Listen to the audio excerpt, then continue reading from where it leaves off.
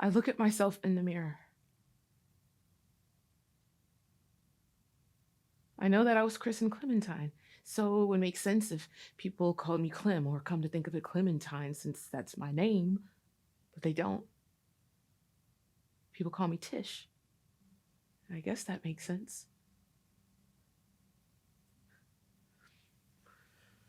I'm tired, and I'm beginning to think that maybe everything that happens makes sense. Like, if it didn't make sense, how could it happen? But that's really a terrible thought. It can only come out of trouble. Trouble that doesn't make sense. Today, I go see Fonnie. That's not his name either. He was christened Alonzo. And so it might make sense that people call him Lonnie, but no, we've always called him Fonnie. Alonzo Hunt, that's his name. I've known him all my life, and I hope I always know him. But I only call him Alonzo when I have to break down some real heavy shit to him. So today, I say, Alonzo? And he looks at me with that quickening look he has when I call him by his name. He's in jail. So where I am, I'm sitting on a bench in front of a board, and he's sitting on a bench in front of a board, and we're facing each other with a wall of glass between us. You can't hear anything through that glass, so you both have a little telephone. You have to talk through that. I don't know why people always look down when they talk on the telephone, but they always do. You have to remember to look up at the person you're talking to. I always remember now, because he's in jail and I love his eyes. And every time I see him, I'm afraid I'll never see him again. So I pick up the phone as soon as I get there, and I hold it. I keep looking up at him. So when I say, Alonzo, he looks down, he looks up, and he waits. I hope nobody's ever had to look at anybody they love through glass. And I don't say it the way I mean to say it. I mean to say it in a very offhand way so that he won't be too upset, so he'll understand that I'm saying it without any kind of accusation in my body. You see, I know him. He's very proud, and he worries a lot. And when I think about it, I know he doesn't, and that's the biggest reason he's in jail right now. I don't want him worrying about me. In fact, I don't want to say what I have to say, but I have to say it. He has to know. And I think, too, that maybe when he gets over being worried, when he's lying by himself at night, when he is all by himself in the very deepest part of himself, maybe when he thinks about it, he'll be glad.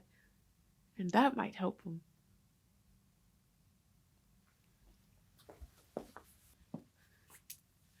I say, Alonzo, we're going to have a baby. I look at him. I know, I smile. His face looks as though it were plunging into water. I can't touch him. I want so to touch him. I smile again. And my hand get wet, and for a moment I can't see his face, so I shake my head and my face get wet, and I say, I'm glad. I'm glad. Don't you worry. I'm glad. But he is far away from me now, all by himself.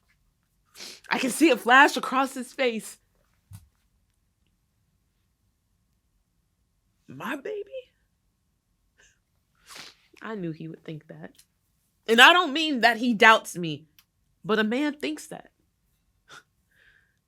And for those few seconds, while he's all by himself away from me, the baby is the only real thing in the world.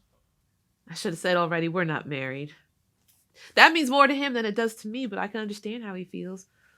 We were going to get married, but then he went to jail. Fonnie's 22, and I'm 19. Are you sure? No, I ain't sure. I'm just trying to mess with your mind.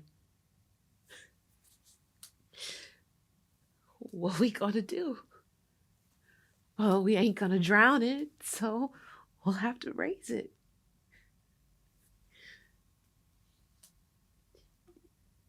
You tell Frank yet? Frank is his father. No, not yet. You tell your folks yet? Not yet. I wanted to tell you first. Well, I guess that makes sense. A baby. What you gonna do for real? I'm gonna keep doing just like I've been doing.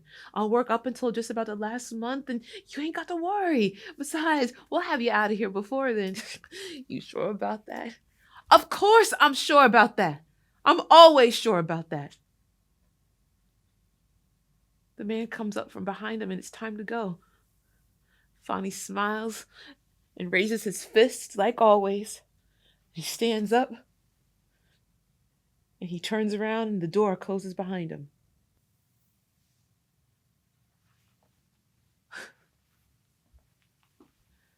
I don't know what I wouldn't do to get Fonny out of jail. And I'm not ashamed of him. If anything, I'm proud. He's a man. You can tell by the way he's taking all this shit that he's a man. Sometimes I admit I'm scared because no one can take all the shit they throw on us forever. Trouble means you're alone. You sit down and you look out the window and you wonder if you're going to be spending the rest of your life going back and forth on this bus. And if you do, what's going to happen to your baby? What's going to happen to Fonny?